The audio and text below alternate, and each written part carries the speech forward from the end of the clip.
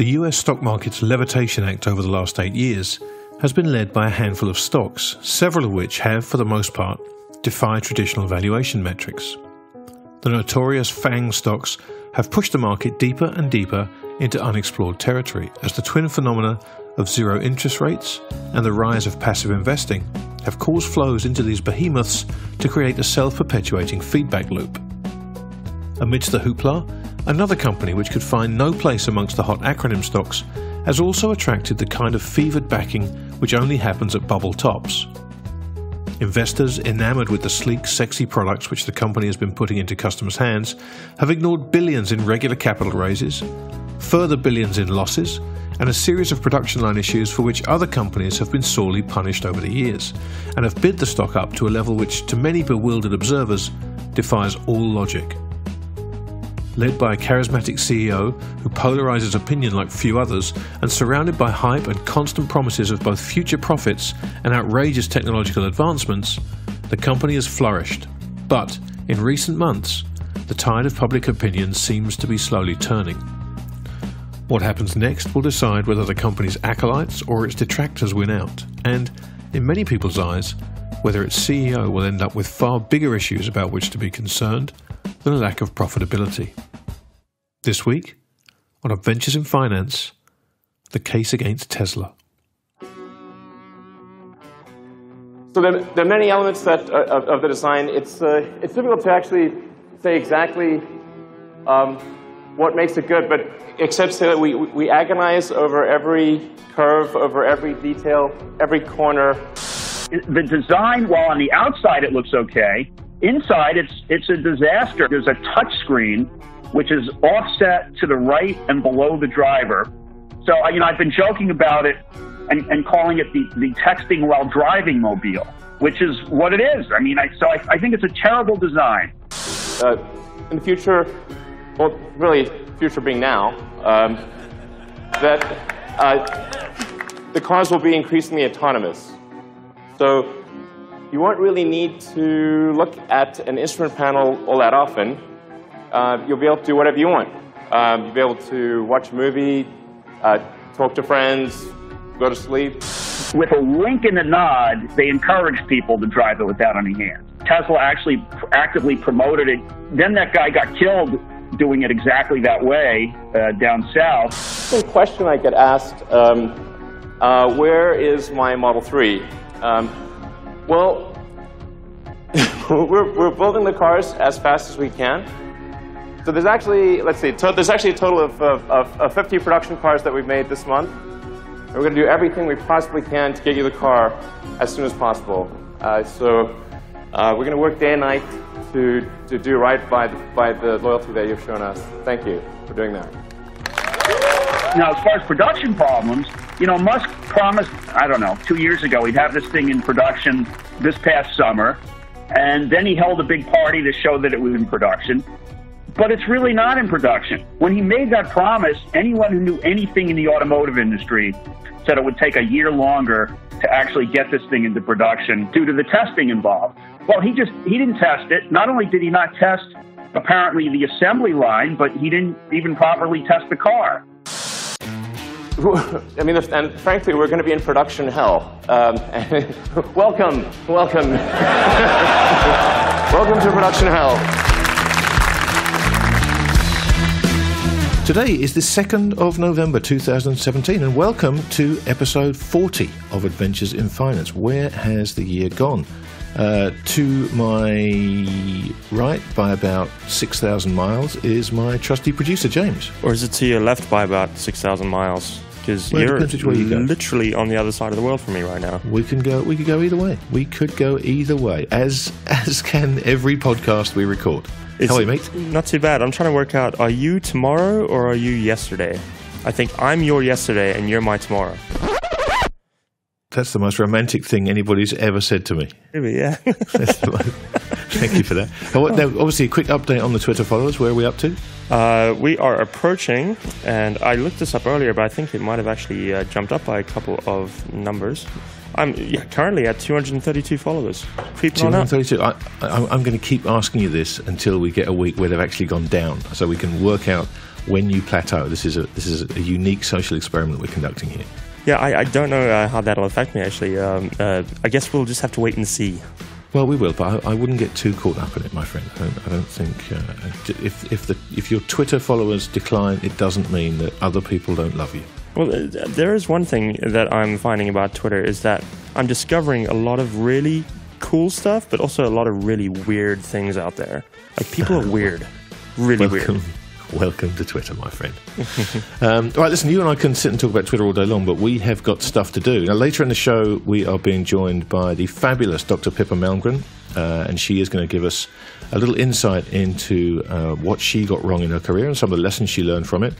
But before we get to Pippa, we are going to take a little detour. This week is going to be a little different in that we are only going to get one side of a story. Now, the reason for that is it's been extremely hard to find someone to come on and make the opposite case to what you're about to hear. So what I'd like to do is open this up to you, our audience. Once you've heard what our guest this week, Mark Spiegel, has to say about the topic at hand, if you feel strongly opposed to his views and can speak to why you think he's wrong, then please email me at podcast@realvision.com and we'll get you on the podcast to lay out the other side of the story. However, for now, this week's Adventures in Finance is going to focus on the bearish side of the Tesla miracle. The enthusiasm for Tesla's cars is undeniable. The Model S essentially created the luxury electric vehicle market, and on the back of that success, the rise of the company has been nothing short of extraordinary. The driving force behind that rise has been the compelling figure of Elon Musk. Now, Musk cut his entrepreneurial teeth in 1995 in partnership with his brother with a company called Zip2, the pair of them having borrowed $28,000 from their dad. Having sold Zip2 to Compaq a couple of years later, Musk then co-founded X.com, which later morphed into PayPal, but he was ousted as CEO a year later.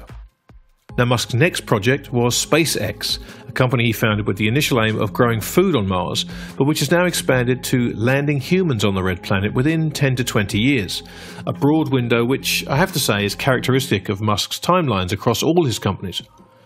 It wasn't until 2004, when he led the Series A round, that Musk became active in Tesla. And it wasn't until after the 2008 financial crisis that Musk became the company's CEO. Tesla stock has risen from $17 in 2010 to a high of $383 in June of this year. That's a 2,000% increase.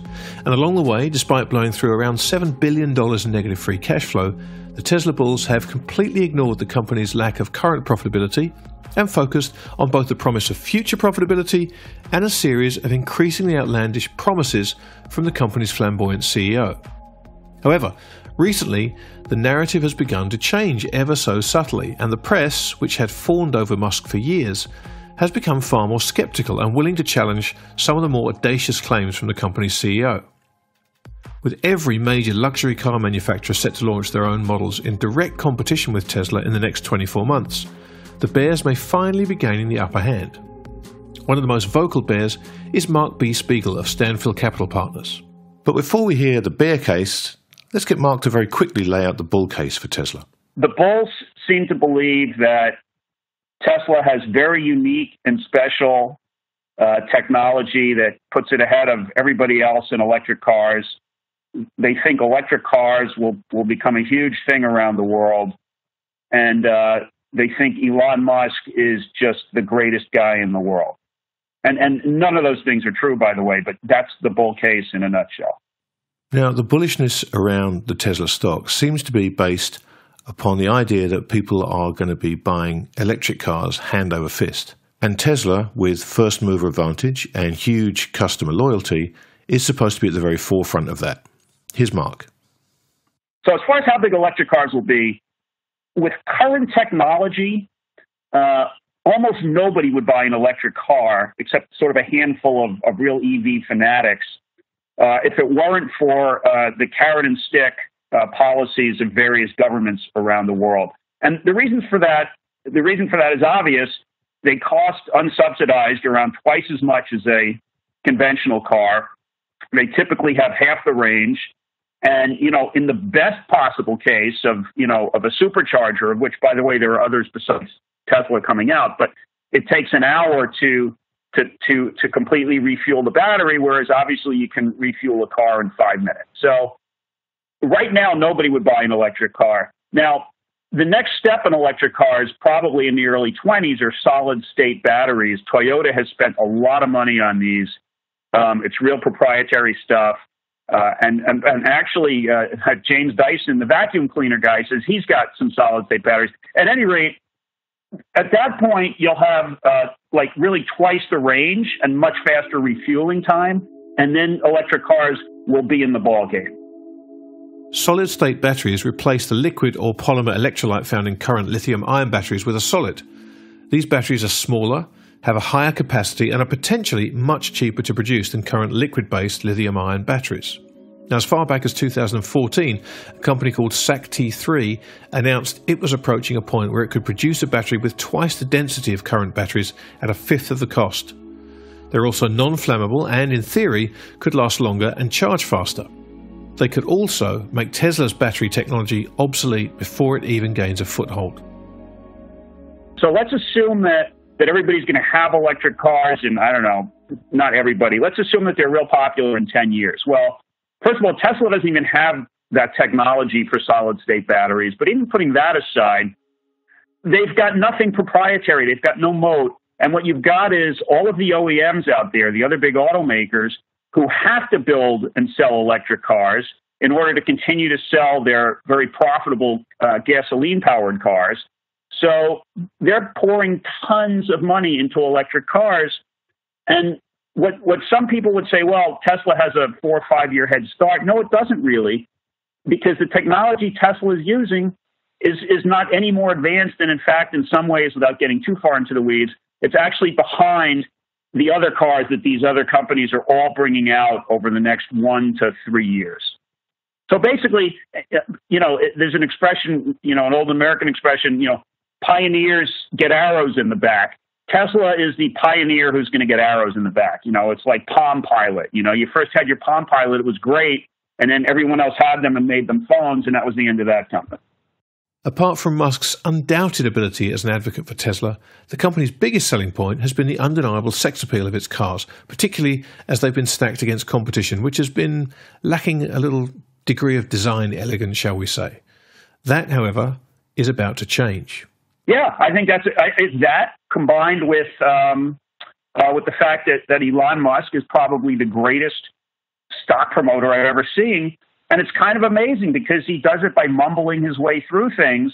But, whatever it is, people are just in love with the guy. And what's kind of funny is, he's run all these other companies. He's had all these other companies. As far as I know, the guy has never, as far as I know, run a company profitably, like ever. So all the money he's made for his investors have been on hype stories, although obviously he sold a couple of his early companies to other people who did figure out how to run them profitably. But yes, I think that's a great thing. I mean, until this time, electric cars were sort of geeky looking and very slow, and to his credit, he made it sexy. But the thing is, they've lost a ton of money selling these cars at $100,000 each, and if Mercedes and BMW and Porsche,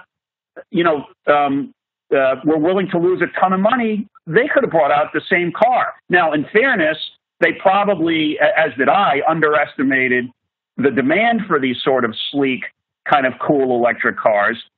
But even there, Tesla's the only player in that market, in the luxury end, and they've had pretty much no growth now for 5 straight quarters. They're sort of stalled out at 100,000 car worldwide annual run rate, and that's the market for that thing, at least at the present time, and that's with no competition yet. The competition to which Mark refers is about to make a step change higher, and for Tesla, it's going to happen at the worst possible time as the company's mass-market Model 3 finds itself in what Musk himself has described as production hell. Well, the Model 3 was allegedly going to be the first sort of sexy mass-market electric car, promised at a starting price of $35,000 before incentives. If you do some basic back-of-the-envelope math, you can see that it's incredibly unlikely that Tesla can build that car at a cost of less than probably the mid-40,000s. And, that's why I suspect he will never make more than a token handful of them available at a price less than that. So it's not really going to be a mass market car at a starting price up more realistically in the 40s. So the second issue with the Model 3 is trying to build it as cheaply as he could. The design, while on the outside it looks okay, inside it's a disaster. I mean, there's really no dashboard. There are no vents to manipulate. There's a touch screen, which is offset to the right and below the driver. And there isn't even a speedometer except on this big touch screen. So it's basically to operate almost anything in the car, including apparently the speed of the windshield wipers. You have to go through steps on this touch screen menu. So, I've been joking about it on Twitter and calling it the texting while driving mobile, which is what it is. I mean, I think it's a terrible design. So it's going to be a problem. Now, as far as production problems, Musk promised, 2 years ago, he'd have this thing in production this past summer. And then he held a big party to show that it was in production. But it's really not in production. When he made that promise, anyone who knew anything in the automotive industry said it would take a year longer to actually get this thing into production, or at least 9 months longer, due to the testing involved. Well, he didn't test it. Not only did he not test, apparently, the assembly line, but he didn't even properly test the car. So he built a handful of them, several hundred of them, sold them to his employees, and now I don't know if he's producing any. He claims he's a few months late, but whatever he does produce is still going to be grotesquely under-tested. I mean, as a comparison, Porsche is coming out with its electric car called the Mission E, which I think is going to be a fantastic car. The car is going to be out sometime in 2019, maybe late 2019, fall of 2019, so call it 2 years from now. The car was just spotted yesterday. I saw some footage online running laps at the Nürburgring. So, a real car manufacturer extensively tests his car before he puts it in the hands of his customers. Musk doesn't. Musk treats every car like a piece of beta software. And if you're going to try to do that for a mass market car of which he claims he's going to sell hundreds of thousands, which I don't think he will, that's a different story. That's a whole different deal than selling some of these, country club, prestige Model S and X's to people who are EV enthusiasts and just willing to put up, with a lot more nonsense from them. The idea of extensive testing prior to launching is something about which Tesla seems to have a different view when compared to traditional car manufacturers, and a case in point is the company's autopilot system. Well, so the history there is, when they first came out with the autopilot system, with a wink and a nod, they encouraged people to drive it without any hands. I mean, Musk would say that you can do it, and, there were all kinds of videos out there, and Tesla actually actively promoted it. You can look at the Wayback Machine on their website as being like, hands-free autopilot and the whole thing, even though sort of buried somewhere in the manual, they said, well, you really need to stay alert and you should keep your hands on the wheel. But it was sort of a wink and a nod situation. Then that guy got killed doing it exactly that way down south. And, there was this whole study that the U.S. government agencies did and stuff. But sort of along with that first system was really a Mobileye-based system, Mobileye being the company, the Israeli company that Intel bought recently. And then they had a falling out with Mobileye, and the Mobileye side of it was that Mobileye actually fired Tesla because they thought Tesla was encouraging reckless use of the system. Now, Tesla had another side of the story. It's never really been clear which side it was, but knowing the history of Tesla, I tend to believe the other party until proven otherwise. So at that point, Tesla had to come up with a complete new system on its own, this Autopilot 2.0, the first one being 1.0. So it used a chip from NVIDIA and a bunch of cameras and radar sensors. And, it builds the system into every single car and then charges people to actually activate it. I guess it's hoping that either if they don't activate it when they buy the car, they'll activate it later. And since he came out with this system, Musk has been promising that it will be software upgradable to a full self-driving car. And this is absolute nonsense on multiple levels. For one thing, NVIDIA, the company that makes the chip, which is the core of this thing, said absolutely not, that model chip can't do it. To the point where Tesla just put in a different revised NVIDIA chip for the core of the system after making all these promises about the first one. On the revised chip, NVIDIA says, absolutely not.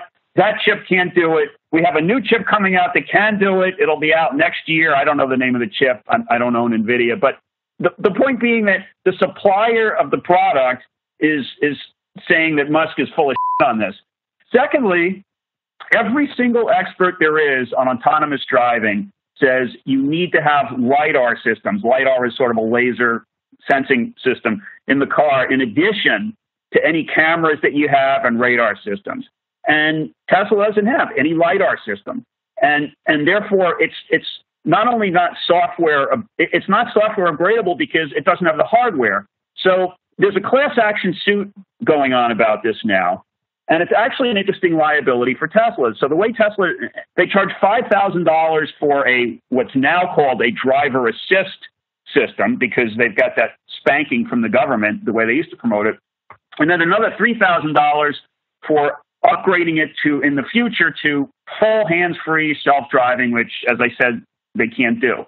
So they're going to get, there's a lawsuit going on, and it's not clear exactly, what they're suing for. But at the end of the day, they could be liable not only to refund, $3,000 or $8,000 to every single person who bought one of these things, and that number is probably, close to the 100,000 range by now.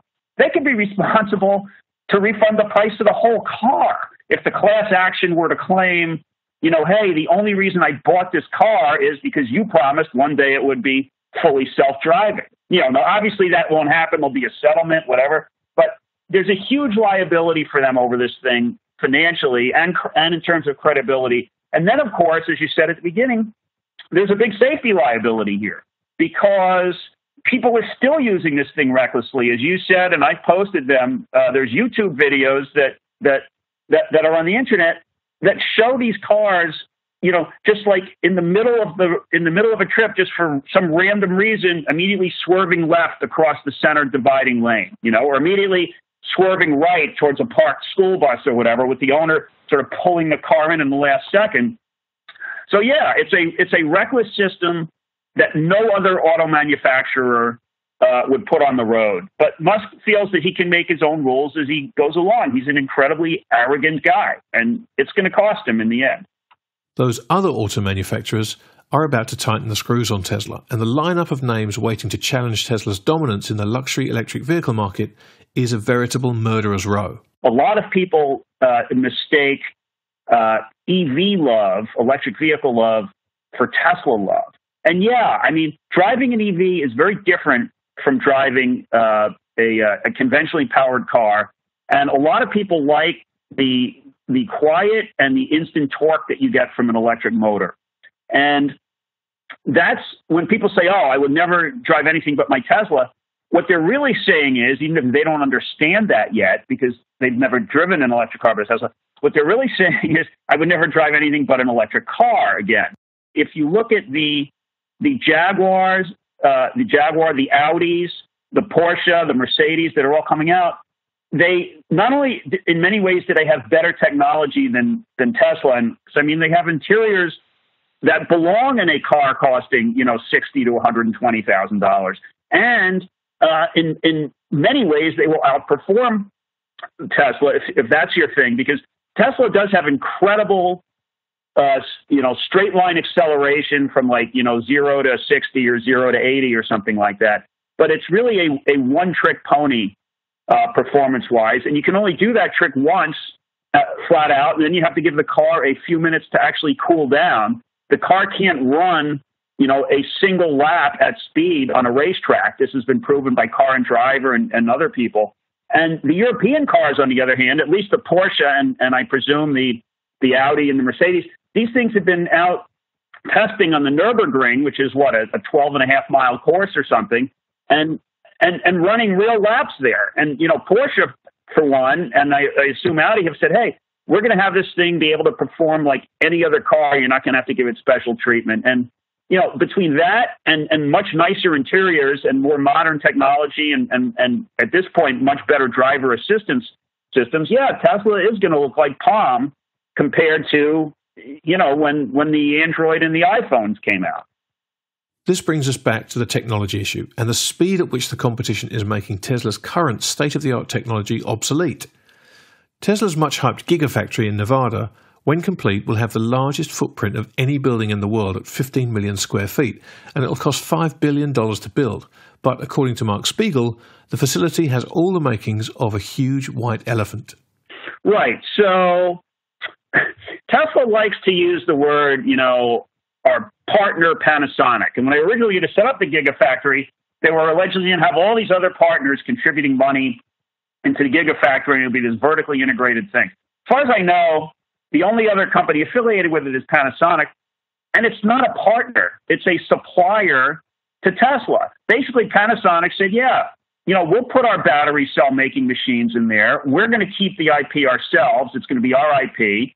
And, if you give us a purchase commitment for these cells, we'll install the equipment and it'll go on your books, Tesla's books, as a long-term capital lease, which it has. So, basically they're they're proprietary to Panasonic. There's no IP to Tesla on these battery cells. And that's what they're making at 30% of right now of the capacity they said they'd make.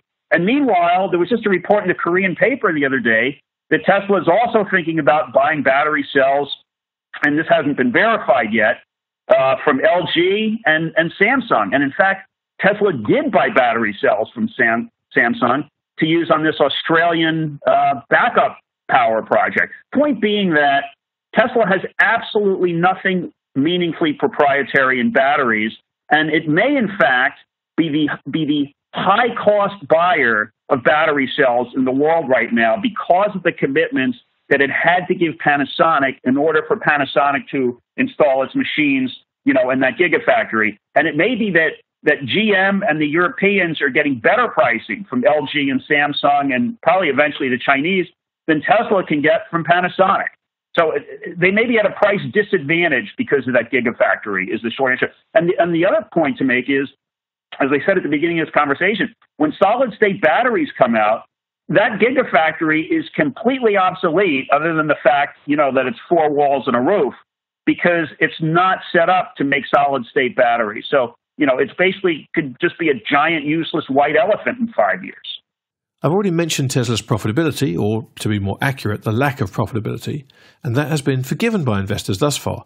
But the reasons for that latitude are, at the wrong time, incredibly dangerous. It's a story stock. It's a story stock in a bull market.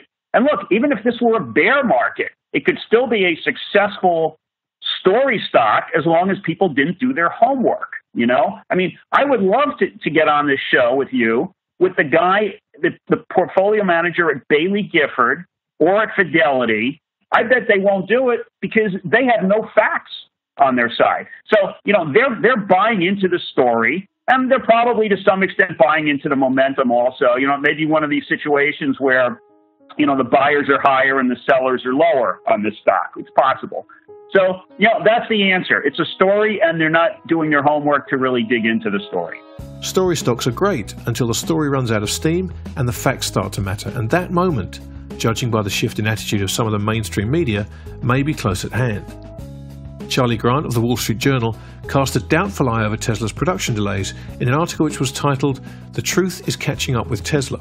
And Charlie stirred the pot further with claims that vehicles on the company's supposed state-of-the-art production line were being assembled by hand.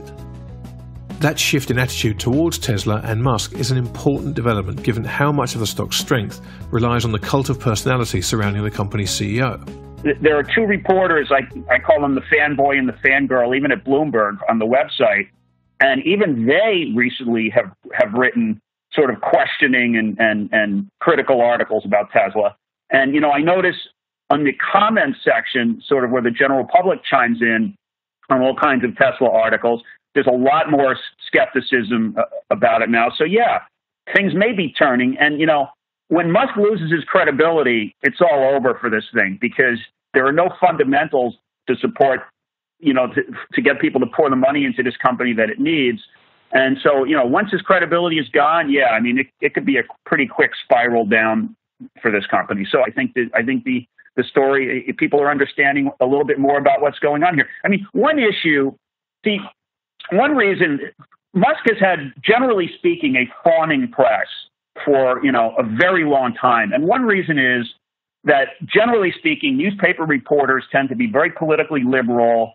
And what goes along with that is a huge thing about global warming and electric cars saving the world and all that. Look, that's a discussion, for a different time. But they tend to have been, and to some extent still are, extremely, friendly towards Tesla and sort of willing to turn a blind eye to a lot of stuff because they feel Tesla's accomplishing such a noble goal. But things have been so egregiously bad from the company lately in terms of their BS that even those reporters, I think, are finally waking up a little bit. But trading Tesla from the short side has been a thankless task for a number of years. However, with the shift in narrative, it may be time for the bears to finally come out of hibernation. If the dam breaks, look out. So, I've been short Tesla, starting with a very tiny position, I think for probably like 4 years now. I put on a tiny position here in the high 90s and, as I recall, didn't do much with it until it got north of 200 and then got a lot bigger. And then the higher it got, the bigger I got is the short way to explain it. And as far as the percentage of the fund, when the Wall Street Journal ran a front page story about the fraud going on with Autopilot maybe 2 months ago, about all the people who had left because they told Musk that the system was dangerous and couldn't do what he said it would do, and he said he didn't care, and he went out and said it could do those things anyway. When I saw that, I thought that might be the beginning of the end, and that's pretty much when I got as large as I've ever been in terms of being short the stock. And my plan now is, not to get any smaller unless I have to do it just to keep it at that percentage of AUM. If for some reason it takes a huge pop on me, from here. So my feeling is there are so many landmines to this company in terms of, fundamentals, internal fundamentals, competition, and Musk is just a complete wild card in a very bad sense of the word, that I don't want to not have a large position and wake up one Monday morning and it gaps down $100, which it easily could. So I'm absolutely convinced that Tesla is headed for bankruptcy. Now, it's not going to happen tomorrow because, when you have as of this time of this conversation, when you have a $320 stock, that's trading 5-6 million shares a day, you could instantly call up a bunch of predatory hedge funds and say, hey guys, can we sell you $1.5 billion worth of stock, down 5 or 6%? And they'll jump on it and they'll just blow the stock out the next day, but Tesla will have its money. But, as you do that, each further offering, the price gets lower and lower and lower. And eventually it's a death spiral. My guess is Tesla's in Chapter 11 sometime, like late 2020. But the stock can go a lot lower between now and then. It could drop $100 a year between now and then. Now, bankruptcy for Tesla may seem like a hell of a stretch right now with the stock flying high, but a word of caution is warranted to anybody feeling brave enough to trade it from the short side. Getting the timing right is not only hard to do, but the possible dangers of being too cute are also elevated.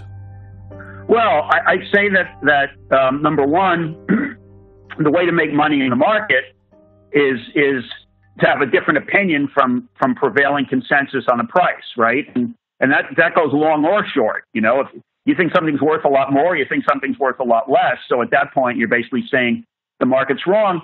I've been absolutely amazed at how much Musk has been able to get away with, number one. And number two, at how blind people are to what's coming down the pike competitively versus what Tesla has in terms of anything, proprietary and sort of a moat. I mean, to me, this stuff has been obvious for, 3 or 4 years. And yet, it's still not obvious, apparently, to the portfolio managers at Fidelity and Bailey Gifford. So I don't have an explanation for that. But, unless these people are absolute cretins, one morning they'll wake up and say, oh, what do I really own here? And that'll be it. I don't know when that morning is. Heck, if I knew when that morning was, I would have been long the stock for the last 3.5 or 4 years, and I'd short it the day before. I mean, this is not a religious situation for me the way it is with the Muscovites or Teslarians. I think there's a great opportunity to make money here, and if I thought I could make it both ways, I would. But it's a very dangerous game to buy sort of a bubble stock scammy company because you think you're going to get out of it in time. Then you could be the guy who's long that morning it gaps down $100, Buying a bubble stock is always dangerous, but never more so than right before earnings announcements.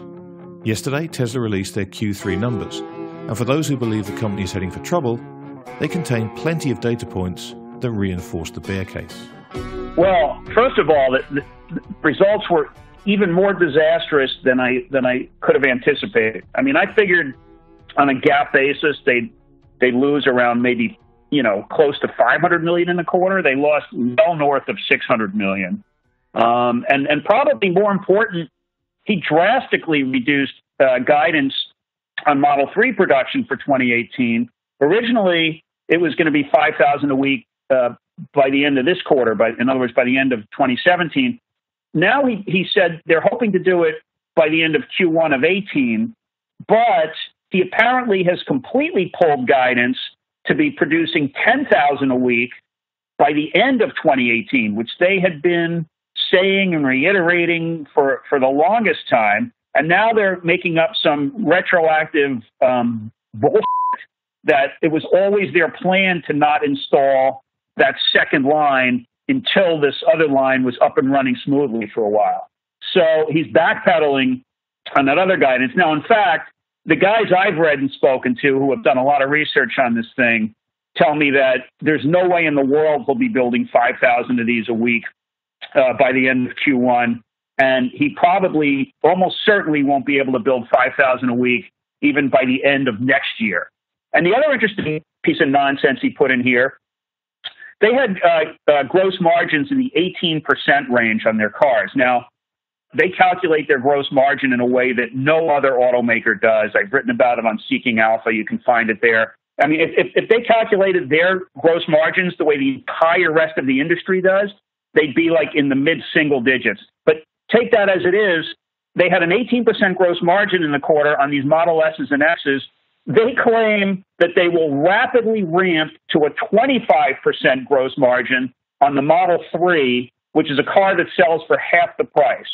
This is absolutely the most nonsensical bullshit I've ever seen. I can't believe he thinks people are stupid enough to believe it, but to his credit, so far he's been right. In the 40 years I've been short the stock. So anyway, it's really a disastrous report. Any way you look at it. And, I stand by everything I said earlier in the interview, which is, the equity in this company is essentially a zero. And I think it's headed for bankruptcy. It'll take a few years. You can sell a lot of stock on the way down if you've got a liquid stock, that's in 3 digits. And, they will sell a lot of stock on the way down, but I have zero doubt as to where this thing is going. So there you have it. The bear case on Tesla from one of the most vocal bears on the street. And again, as I said at the top of the show, I'd love for one of our audience to come onto the podcast and give us the other side to this argument. So if you're that person, please email me at podcast@realvision.com. And it's not only me, but Mark Spiegel wants to hear from you too. I spoke about Tesla at one point last year at a well-known conference, and they asked a very well-known bull fund manager to come on and debate me on stage about it. I mean, a Tesla bull. And he refused to do it. And the answer is, I'm convinced that none of these people have really done their homework on the thing. So, they don't want to confront facts. So, at any rate, I hope someone will. I'm happy to come back on and do that. Here's how to find Mark.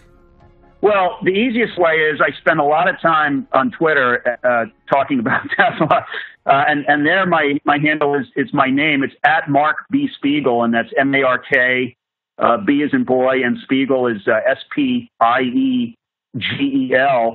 And look, if someone wants to engage with me on Tesla, that's fine. The first thing I would tell them is just IM me. I have open IM.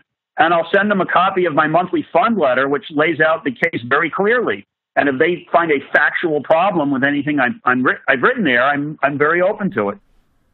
Now, regular listeners will no doubt be very well aware that we like to send our guests to Mars on one of Elon Musk's SpaceX rockets. And so how could we possibly pass up the opportunity to send Mark Spiegel on one of these one-way flights to the Red Planet? So here's my conversation with him where we find out which movie, book, music, piece of technology and, well, inspirational quote he would take with him on that one-way ticket to Mars. And I'm fairly sure Elon would probably even comp his trip if it meant him staying up there.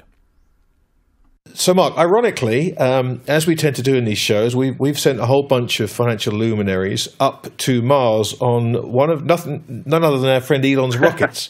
And as much as it may pain you, I'm going to do the same to you. I'm going to stick you in one of his rockets. Hopefully, you won't consider the build quality, but in there with you, I am going to allow you to take one film, one CD, one book, one piece of technology, and a famous quote, which I will get lovingly needle-pointed for you to hang on the wall as you stare out the windows at the Red Planet. So I'm going to start off, if I can, with the movie. Which movie would you take with you? Well, this would be the film I would take anywhere, which would be Kubrick's 2001 A Space Odyssey. Just ironically, it would be space-related in this case, because I'd be going to Mars. And why that film? What is it about that film that resonates with you so much? That film is it's like on another level of filmmaking. It's absolutely magical. I mean, I first saw it, I don't know, when I was maybe 7 years old in the movie theater, and I can revisit it every few years, and it's just on another level. It's just on. I mean, you know, there are a handful of films kind of on that level. You know, Apocalypse Now I'd throw on there, and maybe even the original Blade Runner, but. That's just it's a great film. It's just magical. It's what it says about man and it's just fantastic. Yeah, you've inspired. I haven't watched that film for must be over a decade, so I'm going to dig that out again. Okay, now how about a book? A little bit of reading for you. What book are you going to take with you? Well, since I'm going to be on Mars for the rest of my life, you know, it can't be something with a plot that's going to bore me. So I guess what I would do is download all of Wikipedia to my iPad and just read it from A to Z. Well, I guess you could sit up there on Mars just quietly messing with people's heads and make changes to all the entries just to give yourself something to do. Exactly. You'll be the first guy to update the Tesla page when it goes bankrupt, I'm sure. All right, now this is my favourite question, which is why I've saved this for the last of the three. But which CD would you take up with you? I'm always fascinated to hear which music people would choose. I would take The Who's Quadrophenia. Great choice. It's my favorite. It's my favorite. I mean, there are great classical albums, but that's what I would take. Yeah, no, I have no problem with you doing that. Okay, a piece of technology. I know it's not going to be a Model S, but which piece of technology would you take up to Mars with you? Well, assuming the trip to Mars was planned, so I have all the life support. Systems I would need, I guess, and I'm there alone, right? Is that correct? I'm afraid so. Well, actually, I think Dr. Harold Malmgren's up with you. Kyle Bass is up there with you. You've got Jim Rogers. You've got plenty of people to talk to. All right, well, they're all guys. So I guess the only other piece of technology I would need would be a really good state-of-the-art sex robot. Okay, well, listen, I don't even want to get into the arm wrestling that'll go over that if you take that up with you, but we will allow you the sex robot. As soon as it's made, I promise you we'll ship one up to you. All right, last but not least, the lovingly needle-pointed quote. What's that going to say? Well, if I'm on Mars, I think it should probably say something such as, Houston, I hope we don't have a problem. Okay, all right. Well, that's definitely the most original set of items we've had taken up with us. I'm still trying to get a couple of images out of my head from that whole thing, but I look forward to the day when Elon gets this rocket up and running and we can actually try this out. I presumably you won't rely on the autopilot to get you up there. By the way, you noticed that when they asked him if he wanted to go up on it, he was like, well, I think we'd send the other people up first. That seriously happened. He's not stupid. Mark, it's been such a joy talking to you. Thank you so much for taking the time, and I look forward, hopefully, to finding a nice juicy ball for you to debate. Thank you very much. Likewise, Grant. Thanks for the invitation. It was a lot of fun. All right. Well, now it's time for our Things I Got Wrong segment. And joining me this week is a dear friend, Dr. Pippa Malmgren. I mean, any Real Vision regular listeners and viewers will know exactly who Dr. Pippa Malmgren is. She's been an advisor to the Bush presidency. She's the founder of H Robotics, and she's just an all-around champion. And Pippa is joining us this week from Washington, D.C. Pippa, I can't believe that we haven't actually had you grace this segment yet. How have you slipped through the net for so long? Well, I don't know, ducking and diving, traveling a lot. I gave you the perfect chance to say that it's because you'd never made a mistake, but clearly you're not going to try that one on me then. I'm not. I'm definitely not. Well, so let's talk about the thing you got wrong. I mean, you've had plenty of different phases of your career involving a lot of different worlds. So I'm fascinated to see which of those worlds the thing you got wrong is going to come from. Well, I was going to give you two examples. One was actually a market moment, and it was when I was the chief currency strategist at Bankers Trust. And, I really learned a lot about why it matters. What's your degree of conviction about something? It's not enough to say, I have a view. It's important to say, what's your conviction? And I went into a meeting with clients with my boss with an incredibly high degree of conviction that Bob Rubin, who was Secretary of the Treasury at the time, would absolutely, definitely not intervene in dollar-yen to strengthen the yen. And I had built my whole reputation on being right about politics and policy, and particularly on dollar-yen. In fact, at the time, I remember the prop traders in New Zealand and Australia had bet quite a lot of money on me and my views. In fact, they made so much money. One of the members of the team was John Key, who went on to become the Prime Minister of New Zealand. And he made so much money on some of the trades that I was advising on that they actually bought a boat and named it the Pippa. I was like, okay. This is like, I have to get out of being like a strategist and become a trader, because we don't make money on the strategy side. And all these guys are making enough money to buy a boat. Anyway, so I really had a lot riding on this. And so I'm sitting there in front of all these clients and my boss saying, absolutely, definitely, this is not going to happen. Well, my boss looks up from his pager and says, Pippa, Bob Rubin just intervened in dollar-yen. No, while you were in the meeting. Oh, well, we're sitting right in front of the clients. It's just a blow to the chin, And I remember I was really devastated because I had zero explanation as to how this could possibly have happened. And what I learned was that actually all the clients were incredibly forgiving. And far from, chucking me out of the job, if not the window, I was really shocked that they said, okay, well, what do you think now? And I was like, why do you care what I think if I got it that wrong? And I realized that, everybody gets it wrong. And really good, investors understand that. And they appreciate when you're at a super high degree of conviction and you stand out there on that limb, knowing that sometimes it will go awry. And really the test is how quickly can you recover? So that was a massive lesson for me, and a big mistake, a very public mistake. That's so interesting, because you're absolutely right. Everybody in markets is almost expected to have a view on everything, and it's very, very rare that anybody, you say to them, what do you think on this? And they say, you know what, I don't really have an opinion. It's really rare, and I think we all kind of feel almost duty bound to come up with something to have a view on anything we're asked about. It's amazing, but I've been fascinated equally to that idea of, okay, well, what now? Because markets move on, people move on, and in my experience, the times when people kind of get after you for calls you've made is when they've followed you blindly without really doing the work themselves, and they just kind of thought, oh, well, the smart person said do this, so I'm going to do that. They don't really understand the reasoning behind it, and so they can't adapt when it goes wrong. So I think it's always really important when things go wrong, as they did for you on that day, sitting in that meeting. That's exactly, your clients asked you exactly the right question, right? It doesn't matter. It doesn't matter that you were wrong. What now? Well, and I realized the question is not just what's your view. The question is what's your degree of conviction in the view you have. That's a much more important question even than what is the view.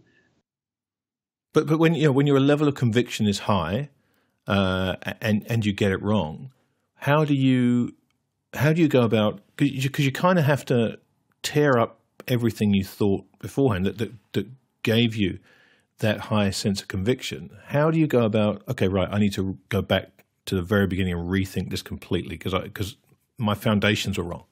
Well, that's exactly what I did. So I got on the phone to all my contacts in Washington. It took me a couple of months to work out what had happened.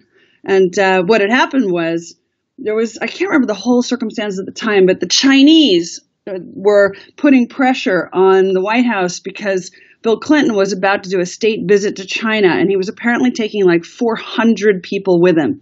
And the Chinese basically said, if you don't do this, we're going to cancel the trip. And so they went, okay. And remember, at that time, the Chinese were the biggest buyers of U.S. treasuries. They were just kind of starting to flex their muscle. And, there were jokes that actually it was a bet over a card game among a bunch of Politburo members. That I don't know for sure, but definitely it was so out of left field. It was something I couldn't have anticipated. But boy, it made me respectful of, how politics works. We in markets are a little narrow-minded about what really drives markets. Yeah, no kidding. I mean, it seems to me that everywhere you look now, there is an opportunity for a decision like that based on something that none of us would have any clue was going to happen on the political side. Those things feel like they could come out of anywhere right now. Exactly. So that's one story. I have another one if we have time. Hey, listen, it's called Things I Got Wrong, not Thing I Got Wrong. So okay. Hey, let's go for that second one. So the second one is really interesting. It's quite a sensitive topic at the moment because of all the headlines about sexual harassment going on. And I have been really thinking about this because I entered two fields that were really pretty butch. Politics. I started out working in the White House and then on trading floors. And I was the only woman at the time in both of those places. But then I was in the White House as the president's advisor under George W. Bush, the only woman on the National Economic Council. And I look back now, and I had, the same moments everybody had. I remember sitting next to a senator when I was 21, and he wrote his phone number on the corner of the Financial Times and tore it off and put it in my hand. And I was like, what do you even do with that? Like, does that mean he'd like to hire me? Or, you're so naive when you're young. You just totally don't get it. And I once sat next to, let's just say, I won't say who exactly, but someone that's rather famous for having been unmeasured in his approach to these things and became the head of a global international institution until he was fired. And I sat next to him at a conference where we were both speaking. And I remember he just kept edging his chair over toward me. And I was like, he's going to be in my lap if I don't move. So I physically stood up and moved out of the way. And so, I've kind of been on that side and I understand it. But what I see now is that in order to cope with a lot of that and to really excel in what was a guy's world, I kind of made a decision to become a guy. And I look back at my photos and I can see I'm in a navy blue suit, haven't got any makeup on or very little. I've kind of taken all of my femininity out of the picture. Now, on the one hand, it worked because I made it to the top of several different fields. But on the other hand, I now realize that what I also left behind were all the qualities that I bring to the table that are not very masculine, which includes thinking with the other side of the brain, using your intuition, the soft skills of diplomacy, how to intuit that people are not getting along for a reason that's not logical, but nonetheless real. And so it was only after I had kind of left institutional life that I was sort of able to revert to my true self. But it was a mistake in the sense that I think that I didn't bring as much into the rooms I was in because I checked all that stuff at the door. And that if being harassed about being a female in those environments was an issue, then it's really my obligation to draw my boundaries and my lines a lot harder. Luckily, I never was faced with that, but I think that women are. And so the question is, how do you navigate when you bring all that into the room and you're going to get some reactions, and how do you contain that? So I guess what I'm saying is I made the mistake of choosing to become a guy. And even now people approach me about boards, and you can hear they're really looking for a man in a dress, right? They don't Right. really want, what all the things that a woman might bring to the table. And I think this is really worth thinking about. And I think to myself, should I not have given in to that and become more guy-like? Or, should I have stuck to my guns, as it were? And so I don't know. I think maybe that was a mistake. And I'm hoping women now won't have to repeat that mistake. But it's to me that is a mistake now, but perhaps back then it wasn't a mistake, simply because things have changed, are changing. Do you get the sense, because that you and I are good friends, but you are one of the most accomplished people I know, and I mean that in the true sense of the word. And so, you would think in a normally functioning world, the accomplishment would be gender neutral, right? These are the facts. This is what this person has achieved. This is what this person can do. Do you find when people do approach you to be on boards and stuff, do you still get the feeling that it's almost, okay, right, we need to tick a box here. We need a woman, and if she could be a redhead, then that's even better. That's another minority we can check. Do you feel that, or do you feel like, you have got through that, and this is completely about you still? I think that for big visible positions, there's still a little tendency to say, let's tick the minority boxes. And, recently I just saw they did a survey of Oxford University. I think they only admitted one black person in the entire year. And everybody's like, this makes no sense in this day and age. That is just unacceptable. And, raises the question again that we all thought maybe we'd already dealt with, which is, how do we make a balance, and how do you not lower standards but open the door wider? And I think it's a very interesting question, because if you really look at most institutions, you'll find they recruit from very narrow pools. And I remember the other day I was talking to someone, they said the top 5 law firms in the United States recruit from only 5 colleges. And they think they're diverse because they're 5. And you're like, really? So, I think we've still got a big question out there. How do we get more diversity of thought? But I also think in my case, I had to earn a lot of armor. Let's put it that way. I did a PhD. I worked for the president. I was the chief currency strategist. Like, I had a lot of armor on, so it made it hard for people to have a go at me. And that's one of the ways I think that women deal with this, is they just acquire armor. So nobody can, it becomes hard to take you on because you have the credentials in place. But, you do during the years when you haven't yet got the credentials. This is really the question. How do you acquire those credentials and be taken seriously along the way? Well, and for people following you, when you talk to young women and share your experiences with them, what advice do you give them in terms of how they deal with a similar set of problems, but in a wholly different world? Well, again, I've got lots of young women who come up to me, particularly when I give speeches. And I think they're very excited at seeing a woman on stage. And their first question is, how do I get there? How do I get on stage? And typically, they're only about 10% of any given room that I'm talking to. So these women are ambitious and they're driven. Usually, interestingly, their second question is, where did you get those shoes? And, and you know what? I take that very seriously, because you can be ambitious and care about what kind of shoes you're wearing at the same time. You see, this is exactly what I mean by bringing your femininity to the table. When I give my speeches, I always wear my Louboutins on the stage, because the red sole shows all the way to the back of a big room. And it's a statement, right, about this is a female talking to you. This is not a guy. And so, I think the women are very attracted to the idea. I want to be competent and confident and powerful and able to project, but I don't want to stop being the female that I am, and I like Louboutins, So why can't we do both? Well, look, there's absolutely no reason why you can't, and you've proven that beyond any shadow of a doubt. I've seen you on those stages. I can't say I've ever really kind of noticed in great detail the shoes. You're not really. I will. Yeah. But I promise I will pay more attention in future. Anyways, it's always so much fun talking to you. Hopefully, you and I get to do it in person again soon, somewhere in the world. absolutely. But for now, thank you so much for joining us.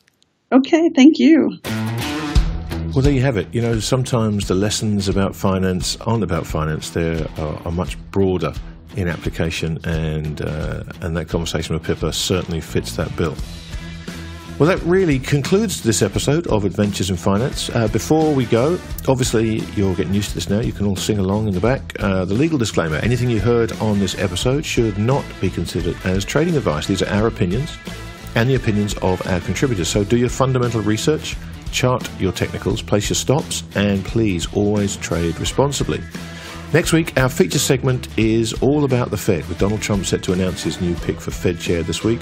We will discuss if the Fed is about to change in a very major way, and we'll be joined by Danielle DiMartino Booth, author of Fed Up and former assistant to Richard Fisher at the Dallas Fed, and Miles Kimball, Eaton Professor of Economics at the University of Colorado Boulder.